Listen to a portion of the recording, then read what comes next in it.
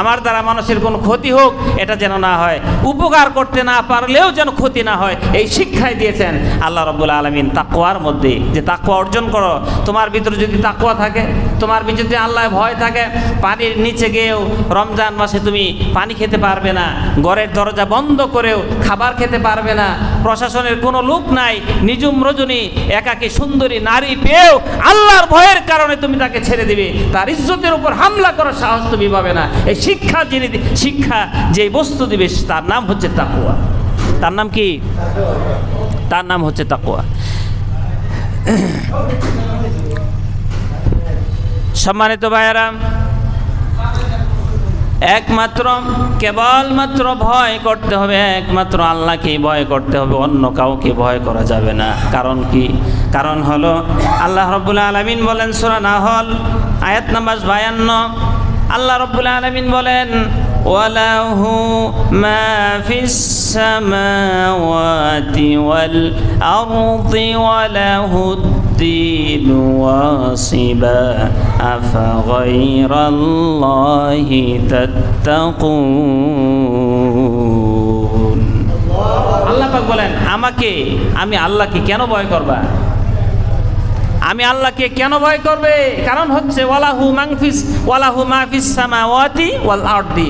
আসমানে তাকাও, রাতের বেলায় কত সুন্দর দৃশ্য তোমার চোখে পড়বে, দিনের বেলায় প্রচণ্ড আলোদীপ্ত সূর্য দেখতে পাবে। জমিনের দিকে তাকাও, দেখবা জমিনে কত সুন্দর শস্য ফসল হচ্ছে, গাছ হচ্ছে, ফুল হচ্ছে, প্রজাপতির নাচ, পাখিদের কিচিরমিচির শব্দ, সিংহ এবং বাঘের আগ্রাসী শব্দ তুমি শুনতে পাবে। পানির দিকে তাকাও, কত জীব, কত প্রাণী তোমাদের জন্য সৃষ্টি করেছি। ওয়ালাহু মা ফিস সামাওয়াতি ওয়াল আরদ। আসমানে তাকাও, জমিনে তাকাও, যা কিছু দেখতে পাও সব কিছু একমাত্র আল্লাহ। সুতরাং সেই আল্লাহকেই ভয় করো। স্বেচ্ছায়, ইচ্ছায় হোক অথবা অনিচ্ছায় হোক, আসমান এবং জমিনে যা কিছু আছে সব কিছুই আল্লাহর আনুগত্য করে। আল্লাহ রাব্বুল আলামিন বলেন তাহলে সব কিছু আমার আনুগত্য করে, তোমরা কি আমাকে ভয় করবে না? জোরে বলেন, আমরা ভয় করব কি না? ভয় করার দরকার আছে না নাই? আপনার আমল সুন্দর হবে, অত্যন্ত সুন্দর হবে। কিসের মাধ্যমে? আল্লাহর ভয়ের মাধ্যমে। আল্লাহর ভয় নামক ওই জিনিস যদি আপনার আমার ভিতরে থাকে, পৃথিবীর কোনো র্যাব লাগবে না, কোনো গোয়েন্দা লাগবে না, কোনো পুলিশ লাগবে না, পৃথিবীতে কোনো চাকরিজীবী মহল আপনার লাগবে না, আপনার নিরাপত্তা দেওয়ার জন্য সিসি ফুটেজ লাগবে না, আপনি নিজেই যথেষ্ট। এটা যার পরিকল্পনা হবে তার নাম হচ্ছে তাকওয়া, তার নাম হচ্ছে আল্লাহর ভয়, আল্লাহ ভীতি। সম্মানিত হাজিরিন, অল্প সময়, প্রথম জুমা, কথা শুরু করতে করতে সময় প্রায় শেষের দিকে, 1:05 বাজে, আর অল্প কথা বলেই শেষ করে দেব। সম্মানিত ভাইয়ারা, এই তাকওয়ার পরিচয় এবং শুধুমাত্র আল্লাহকে ভয় করতে হবে, এই দুইটা পয়েন্ট বলার পরে আপনাদের সামনে শেষ হিসাবে যা বলতে চাই সেটা হলো, দুনিয়ার জমিনে আপনি তাকওয়া অবলম্বন করলেন, সঠিকভাবে খেতে পারলেন না, হালাল হারাম জানার মাধ্যমে আপনাকে খেতে হবে। আপনি তাকওয়া অবলম্বন করেন, এই জন্য হারাম খেতে পারলেন না, সুদ খেতে পারলেন না, ঘুষ খেতে পারলেন না, মানুষের চাকরির উপর হাত দিলেন না, কষ্ট করে সংসার চালালেন, ভালো দামি চাউলের ভাত খেতে পারলেন না, বাজারে দেয়া ভালো ইলিশ মাছ কিনতে পারলেন না, 900 টাকা কেজি গরুর গোশত কিনতে পারলেন না। কারণ তাকওয়া অবলম্বন করার কারণে আপনি বুঝতে পারছেন আল্লাহ আমাকে দেখতেছে। আমি যদি কোনো বাটপারি করি, কোনো চুরি করি, সিটারি করি, দুর্নীতি করি, পৃথিবীর মানুষ না দেখলেও কে দেখেন? এই ভয়ের কারণে আপনার পরিবার কষ্টের মধ্যে অবস্থায় চলছে, পাশাপাশি আরেক ব্যক্তিকে দেখেন সে সুদ খাচ্ছে, ঘুষ খাচ্ছে, দুর্নীতি করছে, আপনি থাকেন 3 সেট বাড়িতে আর উনি থাকে 10 তলায়। এইরকম লোক আছে না নাই? তাহলে তাকওয়া অবলম্বন করে আপনার কি লাভ হলো? আপনার প্রধানত লাভ হলো যে তাকওয়া অবলম্বন করার কারণে আল্লাহ পাক আপনার প্রতি খুশি, আপনার বোনাস, আপনার বেতন, আপনার যা খায়ের যা কিছু দরকার আল্লাহ রাব্বুল আলামিন তাকওয়া অর্জনের কারণে আখিরাতে আপনাকে দান করবেন। এখন আমরা কি শুধুমাত্র দুনিয়া চাই না আখিরাত চাই? আমরা দুনিয়াও চাই, আখিরাতও চাই। আখিরাতের তুলনায় দুনিয়াকে প্রাধান্য দিয়ে নয়, দুনিয়াকে তুলনায় আখিরাতকে প্রাধান্য দিয়ে। আখিরাত হচ্ছে আমার টার্গেট, মেইন টার্গেট হচ্ছে আখেরাত। দুনিয়া আমার চূড়ান্ত লক্ষ্য বিষয় নয়, আখেরাতের চূড়ান্ত লক্ষ্য বিষয় হচ্ছে আখেরাত, আল্লাহর ক্ষমা পাওয়া, আল্লাহর জান্নাতের মেহমান হয়ে যাওয়া। আল্লাহ যেন কবুল করে নেন, বলেন আমিন। সম্মানিত উপস্থিতি, তাকওয়ার পরকালীন কল্যাণ, তাকওয়ার পরকালীন সফল, এই বিষয়টা হচ্ছে অত্যন্ত গুরুত্বপূর্ণ বিষয়। কারণ তাকওয়া অবলম্বন করলে দুনিয়ার জমিনে ভালো অবস্থানে অনেক সময় চলা যায় না। আল্লাহ রাব্বুল আলামিন বলেন সূরা আল ইমরান 15 নম্বর আয়াত, কুল আউনাব্বিউকুম বিখাইরিম মিন যালিকুম লিল্লাযীনা ইত্তাকাউ ইনদা রাব্বিহিম জান্নাতুন তাজরি মিন তাহতিহাল আনহারু খালিদিনা ফিহা ওয়া আজওয়াজুম মুতাহহারাতুন ওয়া রিদওয়ানুম মিনাল্লাহ ওয়াল্লাহু বাসীরুম বিল ইবাদ। রব্বুল আলামিন বলেন, হে নবী, কুল, আপনি বলুন, আমি কি আপনাকে এমন কোন বিষয়ের সন্ধান দেব না? তার মানে আল্লাহ তাআলা নবীকে অবশ্যই সেই গোপনীয় বিষয়ের সন্ধান দিবেন। সেটা হলো আউনাব্বিকুম বিখাইরিম মিন যালিকুম, যে ওই ভালোর থেকে আরো কল্যাণকর, আরো মঙ্গল, আরো তোমার জন্য সফলতার কথাকে আমি বলবো না। সেটা হলো যারা আল্লাহর প্রতি ঈমান আনার পরে লিল্লাযীনা তাকাউ ইনদা রাব্বিহিম, যারা ভয় করে আল্লাহর প্রতি। কার প্রতি? যারা আল্লাহকে ভয় করে চলে, তাদের জন্য কি রয়েছে?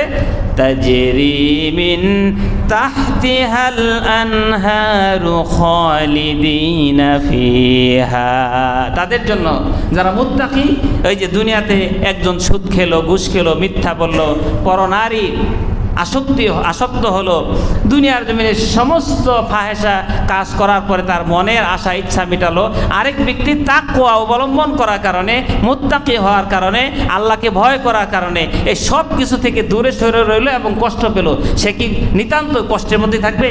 না।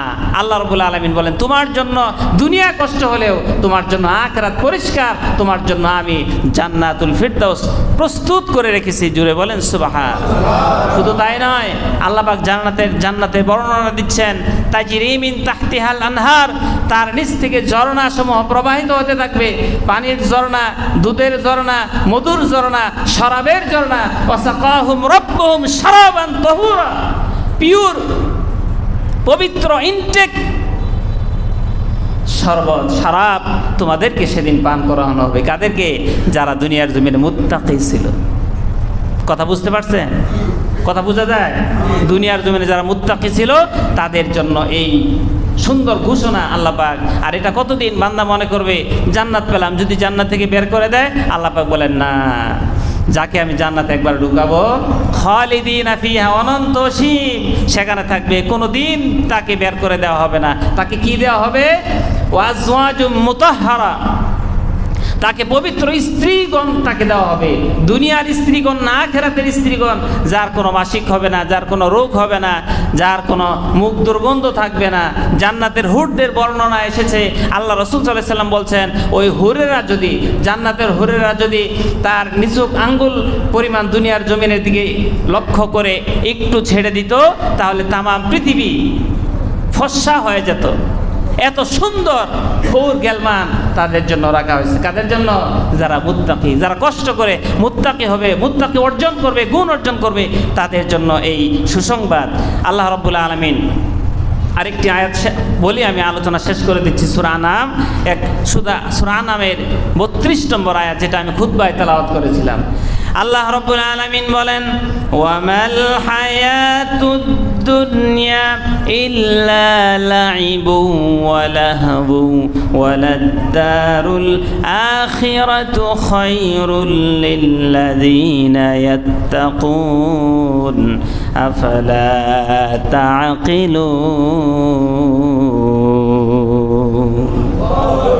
আল্লাহ পাক বলেন, দুনিয়া, ওয়ামাল হায়াতুদ দুনিয়া ইল্লা লাইবু ওয়া লাহবুন, দুনিয়ার জীবন তুচ্ছ, খেলাধুলা ছাড়া, ছল তামাশা ছাড়া, দুনিয়ার বুক বিলাস ছাড়া দুনিয়ার জীবন আর কিছুই না।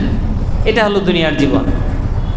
লালসা আপনাকে চোখ ধাঁধাবে, আপনার চোখে জিলিক দিবে, এটা দুনিয়ার জীবন। আসলে এটা সঠিক জীবন নয়। সঠিক জীবন হলো আখিরাতের জীবন। ওমাল হায়াতুদ দুনিয়া ইল্লা লাইবু ওয়া লাহবু ওয়ালাদ দারুল আখিরা। আখিরাতের ঘর হলো স্থায়ী ঘর। আখিরাত হচ্ছে স্থায়ী। লিল্লাযিনা ইয়াত্তাকুন, তাদের জন্য স্থায়ী হবে, তাদের জন্য আখিরাত চিরন্তন চিরকাল থাকবে, অটুট অবস্থায় থাকবে, সুন্দর থাকবে। যারা দুনিয়ার জমিনে মুত্তাকি ছিল, তাকওয়া ছিল, পরহেজগার ছিল। আজকে আসুন আপনার মুত্তাকি আমার মুত্তাকি, আপনার ভয় আমার ভয়, আমি মিলাই যদি দেখি আমার আপনার ভয়, আমার আপনার আল্লাহকে ভয় করা, দুনিয়ার জীবনে চলা, এটা কোরআন হাদিসের সাথে মিলে গেছে, আলহামদুলিল্লাহ আপনি সফল পথে আছেন। আর যদি দেখেন কোরআন হাদিসের সিরিয়ালের সাথে আমার জীবনের সিরিয়ালের কোনো মিল নাই, তাকওয়া আমি অর্জন করছি না, তাকওয়া অনুযায়ী চলছি না, শুধু নামাজ পড়তেছি, তাকওয়া অর্জন করি না, শুধু রোজা রাখতেছি, তাকওয়া অর্জন করি না, মানুষদেরকে দান সাদাকা করি, ভিতরে তাকওয়া নাই, দিনের বেলা আমল করি, দিনের বেলায় এলাকার সভাপতি, আবার রাতের বেলায় দুর্গা পূজার সভাপতি, নাচ গানের সভাপতি, বিভিন্ন কনসার্টের সভাপতি, এর নাম তাকওয়া না। কথা ঠিক কিনা বলেন? সুতরাং দিনের বেলায় চরিত্র আমার যেমন ঠিক থাকবে, রাতের আধারে অন্ধকারে আড়ালেও ঠিক তেমনই থাকবে, কোনো পরিবর্তন হবে না। এটার নাম হচ্ছে তাকওয়া, এটার নাম হচ্ছে আল্লাহর ভয়। আল্লাহর ভয় আমার ভিতরে আপনার ভিতরে আসুক, আল্লাহর ভয় জাগ্রত হোক। এই আল্লাহর ভয় নিয়ে আমরা যেন চলতে পারি, আল্লাহর ভয় নিয়ে আমরা যেন কবরে যেতে পারি। আল্লাহ রাব্বুল আলামিনের কাছে সেই তৌফিক কামনা করছি।